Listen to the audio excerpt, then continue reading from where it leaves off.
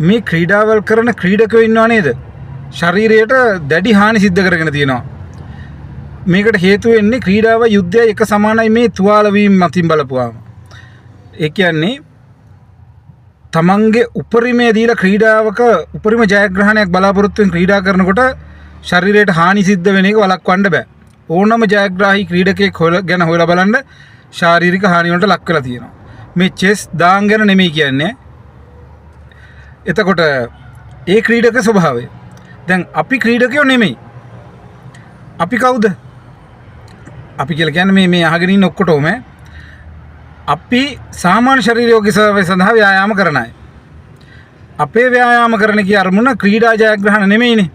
අපිට ඕනේ සාමාන්‍ය ශරීර යෝග්‍යතාවය ඉතාම හොඳින් පවත්වා ගන්න ප්‍රතිඵලදායක පුරවැසියෙක් විදියට සෞඛ්‍යමත් විදියට ජීවත් වෙන්න.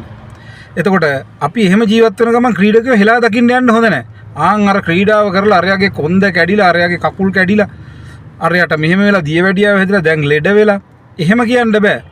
ක්‍රීඩකයා ක්‍රීඩාවෙහි ජයග්‍රහණ වෙනුවෙන් තමන්ගේ ශරීරයේ උපරිමයට තල්ලු කරනවා. එතකොට හානි සිද්ධ වෙනවා. අපි මේ ක්‍රීඩාව රස විඳින්න ඕන, අගය කරන්න ඕනේ. ක්‍රීඩකයන් දිරිමත් කරන්න ඕනේ, ක්‍රීඩාවට උදව් කරන්න ඕනේ.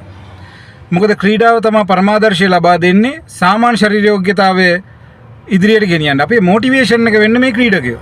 ක්‍රීඩකයන්ගේ මොටිවේෂන් එක අරගෙන අපි සෞඛ්‍යමත්ව හානියක් කරගන්න නැතුව ව්‍යායාම ටික කරලා යහපත්ව ජීවත් වෙන්න ඕනේ.